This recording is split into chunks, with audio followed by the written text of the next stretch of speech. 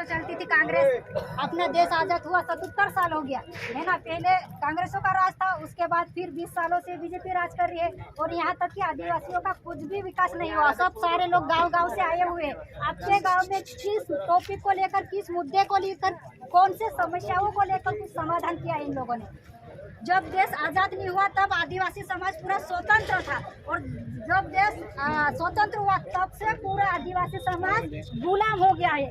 आए दिन अत्याचार, शिक्षा के क्षेत्र में, स्वास्थ्य के क्षेत्र में, पलायन के क्षेत्र में, बेरोजगार के क्षेत्र में, रोजगार के क्षेत्र में, जल जंगल जमीन के क्षेत्र में, पट्टे के क्षेत्र में, इन लोगों ने, दोनों पार्टियों ने कौन कब किसका विकास किया है आप सोचिए। तो आज इन मुद्दों पर सोचने की बात कौन करेगा? ये दो पार्टियां करेगा कि यहाँ जो जितने लोग बैठे और हम सब युवा साथी करेंगे? अपन करेंगे ना। ये इन पर विचार कौन करेगा? अगर ये लोग विचार करते, दोनों पार्टियां विचार करती, तो अभी तक तो आदिवासियों का उद्धार कर देती। आपको अपन को आए दिन अत्याचार शोषण होता है, उन पर रोड पे आने की जरूरत ही नहीं पड़ती। जितने भी कांड हो रहे हैं मध्य प्रदेश में, हर जिले में, हर तहसीलों में हो रहे, दोनों पार्टियों के लोग नहीं आ रहे। वहाँ सारे सामाजिक संगठन और देश उतरता है और रगड़ाता है, और हर जो भी पीड़ित व्यक्ति होता है उसको न्याय दिलाता है, और न्याय दिलाकर ही छोड़ता है। तो अपन इन लोगों के साथ कब तक कंधा से कंधा मिला के चले, और कब तक हाथ से हाथ मिला के चले, और कब तक गुलामी करते रहे चले? अब समय आ गया है इन लोगों की, दोनों पार्टियों की बहुत गुलामी कर ली अपन ने, अब नहीं करना है। यहाँ पर जितने भी साथी बैठे हैं एक एक विधायक के बराबर है और एक एक शेर के बराबर है। मैं ये दावे के साथ बोलती हूँ। और यहाँ जितने भी विधायक अपने आप को समझता और शेर समझता है वही लोग आए हैं। तो अब एक एक शेर के बराबर है, तो एक गांव से एक शेर यहाँ आया है, तो क्या वो दो गांव को जाके कवर नहीं कर सकता है क्या? कर सकता है, बिल्कुल। आपने ये ताकत है कि नहीं है, मैं ये पूछना चाह रही हूँ।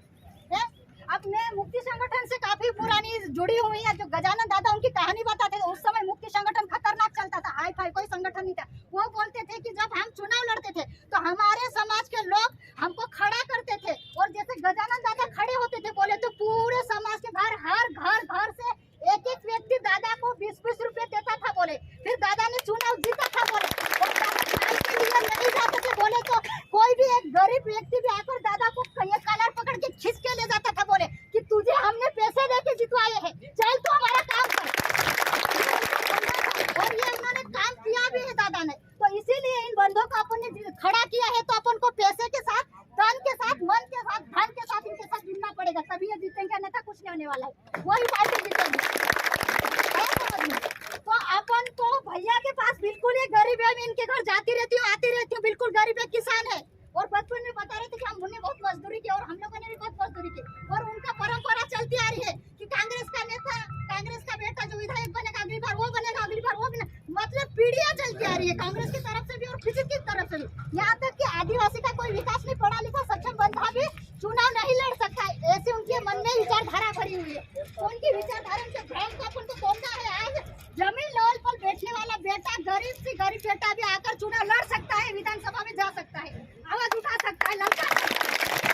ये ताकत है, ये अपनी ताकत को पहचानो साथी। आप बहुत हो गई नौटंकी, बहुत हो गई, और उनके बहुत अपन ने गालियां भी दी। और रही सही बात, बहुत सारी बातें हो रही, पर अभी आप लोगों को जाकर बिल्कुल अभी 1-2 दिन में चुनाव चिन्ह मिलने वाला है, और आपको बिल्कुल जमीन लेवल से काम करना है, जैसे गजानन दादा और उनका संगठन करता था, वैसे भी। तो इस बंदे को और जितवाओ भी, विधायक भी बना, वहाँ भेजो भी, और छोटे छोटे काम नहीं करते तो इसकी कॉलर पकड़ के बिल्कुल ये 3-4 बंदे आप खींच के लाके करो काम। मुद्दे है तो मैं यहाँ गवाह हूँ, आप इस काम को बनाइए, लिखिए।